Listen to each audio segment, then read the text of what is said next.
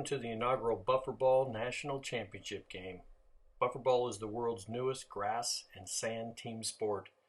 Fast-growing game around the country for volleyball players who enjoy the more exciting aspects of volleyball, like spiking and digging, but without the net. If you've never played volleyball, keep it that way and start playing Bufferball because it's easy, fast-paced, and as competitive as you want it to be. Bufferball basics. This is netless volleyball with a hint of dodgeball. Today's telecast is obviously brought to you by Bufferball. Go to bufferball.com to purchase your own personal set of Bufferball, used in sand or grass. I'm Louse E Commentator. My friends call me Poor Play-by-Play. And now let's go to some more simple Bufferball rules. Simply in Bufferball, there's 2 occupation zones, a team occupying each one of those zones, and a buffer zone between the two. Basic play is very similar to volleyball if you imagine the buffer zone taking place of a volleyball net. There's more spiking and digging in this game than the average volleyball game. Serves, they're mandatory underhand. And that serve has to be higher than the tallest person of the opposing team. In other words, there are no low serves in Bufferball. Here you can see the layout of the playing field. You have 2 occupation zones outlined in black, red team occupying one, white team occupying the other, and there's a buffer zone in between those 2 occupation zones. You see the 2 people in the buffer zone, one in red and one in white. They are called Stokos, and we'll explain that a little bit later. But for right now, let's get started. Dragons will have the first serve. Malachi, get that to the Sharks. Gray, nice up. Vanessa with spike. Malachi hit the Stokos Cray. What a way to start out this championship game. That's a 2-point play for them. Stokos is a name given to the players that leave their occupied zone. And if the opposing team hits this player while out of their occupied zone and the ball subsequently hits the ground, 2 points are rewarded to that team. What a way to start off this championship game. It's 2-0. Dragons. Once again, Ben spikes nice and easy, but scores a point. Sharks are on the board. On a serve, a team that receives the serve must hit the ball at least 2 times among themselves before returning the ball to the opposition zone. After this initial serve receive, only 1 hit is required to return to the opposition in subsequent play. Garrett will now serve for the Sharks. Serves to Malachi, gets it to Brock, the Stokos of the Dragons. Garrett, spike, just end up a little bit short. Dragons take a 3-1 lead. Haley with the serve for the Dragons. Vanessa, nice up. Hit, just short, but Malachi stuck his fingers out there and tried to get it up. 3-2. Malachi, a little awry on his pass. Great up by Ben, and even better try by Cray the Stokos to get it back to the occupation zone. Players can travel anywhere to play the ball, but in order to play to the opposition side, they must be in their own occupied zone. Once a player leaves the occupied zone, they become Stokos. Each team has up to 4 hits in Bufferball to return the ball to the opposing team's occupation zone. A team has to play to the opposing team from their own occupation zone. They cannot make an offensive play from the buffer zone or out of bounds. They need to get the ball back into their zone prior to that 4th hit in order to be a valid offensive play.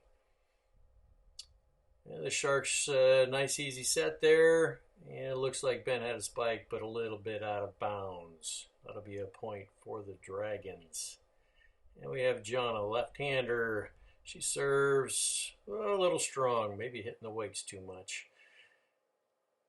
Hitting the ball in Bufferball is similar to volleyball. You're making contact. The ball must rebound from the player and not be carried or double hit. So simple carryover from volleyball. Oh, Brock loves those short sets. Just in. Looks like the referee made a call. Malachi with the spike. Looks like the Sharks weren't ready for that short set and spike.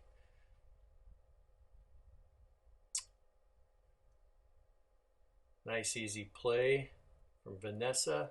Another spike and failed attempt from Vanessa to get that up out of bounds. Point for the Dragons.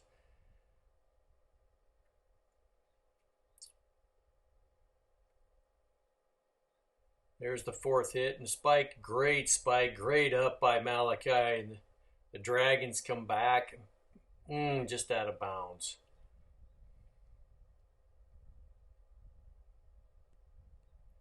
Looks like each team's starting to warm up now.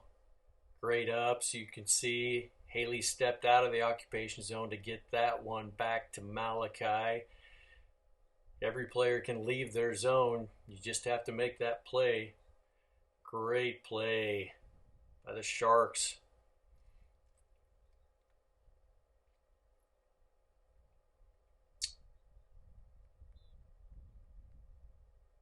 Looks like we just missed from the Sharks on that one. We'll continue to play. Another great up by the Dragons. Nice easy spike. Looks like each team's warming up now. A long set and back to the rear of the Dragon zone. They weren't ready for that deep play.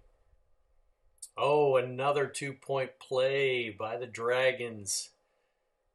I don't think Cray's ready for those. Just to keep in mind, when you're Stokos, if players in the Stokos, like Cray was at that one, and a ball is played in their direction, and if you are able to get that ball up to normal play to your teammates, then the play continues. And the team that wins that subsequent play will get the 2 points. Today's telecast is brought to you by Bufferball. Go to bufferball.com to purchase your own personal set. Today, you are watching 3-person Bufferball with permanent Stokos. Permanent Stokos means each team has one individual that is constantly playing in the buffer zone. In permanent Stokos, that person playing cannot go into the occupation zone. They are constantly in that buffer zone and therefore constantly a target for the opposing team. Buffer ball can be played with a variety of players. You can play with as little as 2 players on each team without a permanent Stokos. You can play up to 4 people in the occupation zone with a permanent Stokos. So 10 people could play this game competitively. Obviously, if you want to play just leisurely, you can put as many people in that occupation zone if you'd like to. And all the adjustment in the occupation zones are very easy. If you're interested in looking at how you adjust and how quick it is to set this up, go to youtube.com, Bufferball, and you'll be able to see that. The beauty of this is that there is no net to set up. You don't have to store it. When you purchase a Bufferball set, it comes in a bag. Everything is neatly stored in that bag, and then you just pull it out when you want to use it. So this game can be as competitive as you want it to be. It can be as leisurely as you want it to be, but really easy, involving 4 players up to 10 players. And like we said, if you're just in the backyard playing with a bunch of people, just having some fun, you could put 20 people in those occupation zones. On another note, as if you are playing competitive, the distance between these 2 occupation zones that you're looking at right now, as we see Vanessa put it up, Gray with the set, and Garrett with the very lazy spike. Looks like he needs to hit the gym a little bit. Both of these teams today have been very sheepish about their hits. I think with the nationally televised program, perhaps a little nervous. Hopefully they'll settle in here soon. Getting back to the play, looks like this game, if you've been paying attention, which I have not been, game's getting a little away from the Sharks. It is 17-4 the Dragons at this point. We do know that the Sharks are a little bit better than what they're displaying today. With another shy spike from Garrett Crown, typically a very powerful hitter, and it is 18-4. Dragons are close to closing this first game of best of three out. In Bufferball, games are played to either 11, 15, or 21 with rally scoring. That is, each play is worth 1 point, and that's unless the Stokos is not hit. Obviously, we've talked about this before, but if Stokos is hit and drops to the ground, that's 2 points. If that Stokos is able to get that ball up and we're able to continue play, that end of that play is also worth 2 points. Continuing the play here, we're getting near to the end of this first game of the best of three. Vanessa with the serve. Oh, Brock was not paying attention there. He's looking for his teammates to do his work for him in that case. Looks like Malachi was obviously looking for Brock to get under there and get that set to him. Brock is in the middle. Malachi. Once again, I don't think Malachi maybe understands that rule that he can get out there and get that play. Oh, it's in. Looks like the Dragons are kind of resting on their laurels at this point at the end of this first game. Sharks are going on a little bit of a rally here. Nice up by Vanessa. Great play. Ben puts it back into the occupation zone. And therefore, they were able to make a play, but Vanessa could not get it over to the Dragons' occupation zone. Therefore, point for the Dragons. Ben throws it deep. And that concludes the first game. Dragons take that game, that first one, 21-13. You can play Bufferball in one of two formats, a standard play or permanent Stokos. What you see here today is permanent Stokos, when one player is added to each team and stays in the buffer zone and cannot play inside of his or her occupation zone. You can play with as many people as you like, as mentioned before, but 2 to 4 players in the occupation zone. If you add a permanent Stokos to each team, then you may have 3 to 5 players per team. 3-person with permanent Stokos is the format for this tournament, which has culminated to this last national championship game. The teams have traded sides and they've started the second match. Looks like we had one just barely in. That'll be a point for the white team. Hopefully that white team can pick it up here and come back, produce some points, and perhaps stretch this thing out to a game 3. Ben's back for the serve. Just want to make sure you understand the Stokos position. What you have is you have Cray and Brock. They're in between the two occupation zones. And those players, if the opposing team hits them with an offensive play, they get 2 points. Now, if that Stokos is in the direction or is hit at or can play a ball and put it up to their teammates, then the continuation of that play, the team that wins that set, that continuation of the play, will get 2 points. The Stokos, if you are out of your occupation zone, you cannot play offensively. You cannot push that ball anywhere out of the bounds of your occupation zone. You cannot play offensively. And when you're playing permanent Stokos, you may not do that either. And you can see the game of Bufferball uses those Stokos up there as more of like a traditional setter. If you were to play volleyball, you have a history of that. They also have to be quick and make sure they don't get hit with the ball. You can see Cray on that white team. She kind of stands off to the side. Some Stokos like to be right in the middle and potentially take a short serve and turn it into a 2-point play if they can succeed in winning. Served it long.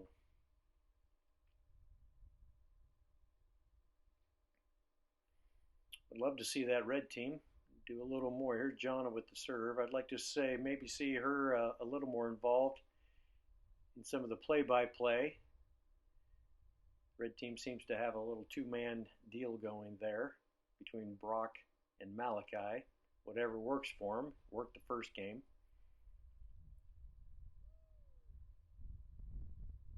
On our fourth hit, Sharks got it back. Malachi pounds it into the corner.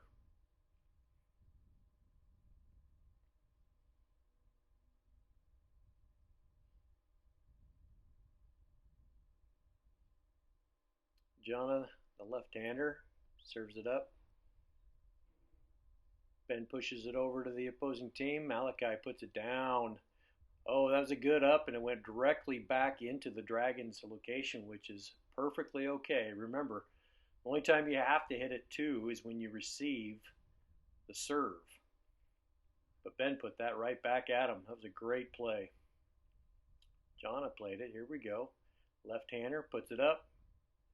Runs a little long with that spike. Point to the Sharks. Tough one for Haley to handle there. Ben's kind of on a roll here. Keep in mind you have to serve underhanded Bufferball. There are some players that like to serve it extremely high. Makes it a little more difficult to handle. Ben finally gets his serve broke. Point to the Dragons.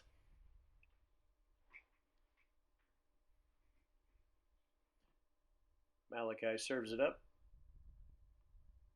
Well, Ben jumps way into the buffer zone and puts it down with a little bit of a push. You can jump into the buffer zone when you want to spike or play. Your feet just cannot be on the ground in that neutral or buffer zone when you make the offensive play. There we go. Now the Sharks are straightening up. Maybe get their game together a little bit here. Just a little bit outside on that one, however.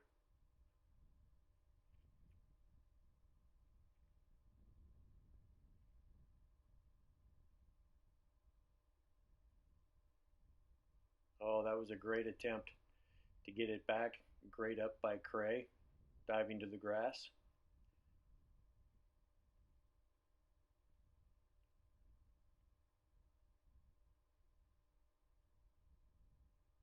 Oh, great play by the Dragons.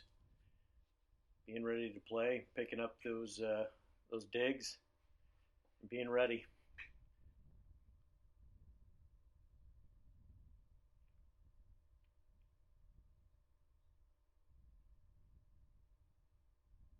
Sharks just can't seem to be get it down, get dialed into those spikes.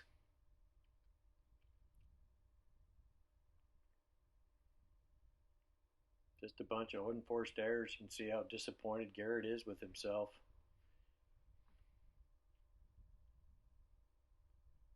That looked like that set was a little bit further into the buffer zone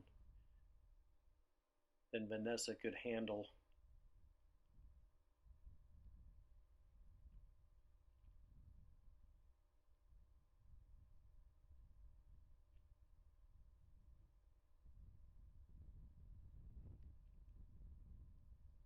It's a good rally here. Jonna with the hit. Oh, she played it. Good play. Caught the Sharks off guard when Jonna stepped out and played that. Those players in the occupation zone can step out of the occupation zone to play. However, they cannot play forward or an offensive play. They have to bring it back into their occupation zone, just as a reminder for the rules of Bufferball. And once again, this game, highly competitive if you want it to be. But if you want to just play a leisure game out in your backyard, family and friends, you can push that ball. We've had a lot of people play Bufferball that weren't experienced and enjoyed it. It makes it a little easier when there's not a net involved. In this case, looks like the Dragons have control of this game as well. They are just about ready to finish off this inaugural championship here. If the Sharks don't pick it up and start scoring some points.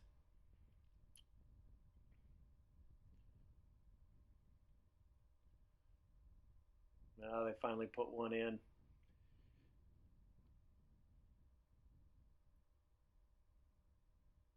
They really have to bear down and grit their teeth here.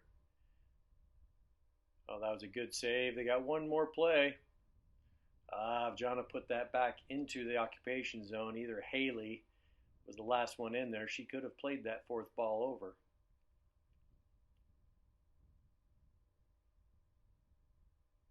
Sharks are on a little bit roll.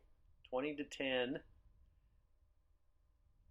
Any one of these could be game point.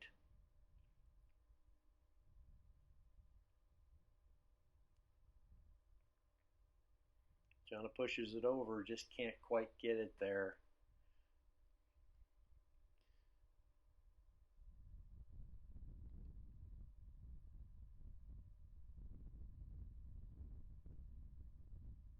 That's a good play by Garrett. Didn't quite have the leverage to play, so he put it back on a third hit. And Vanessa was able to hit it on the fourth hit. Here come the Sharks, making a game of it. Haley with a good hit. Oh, Vanessa with another kill. Sharks are hanging on. Malachi with a miss hit.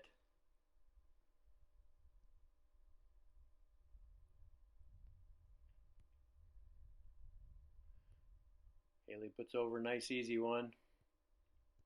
Vanessa puts it down, little short on that one. The Dragons have accomplished the champions, the national champions, of the inaugural Bufferball National Championship game. This concludes our telecast of Bufferball National Championship game. If you would like to purchase your own set of Bufferball to take home, go to bufferball.com. You can also visit our YouTube channel to see more play, more spikes, more digs, something that the family can enjoy, or if you're competitive, purchase it for your friends.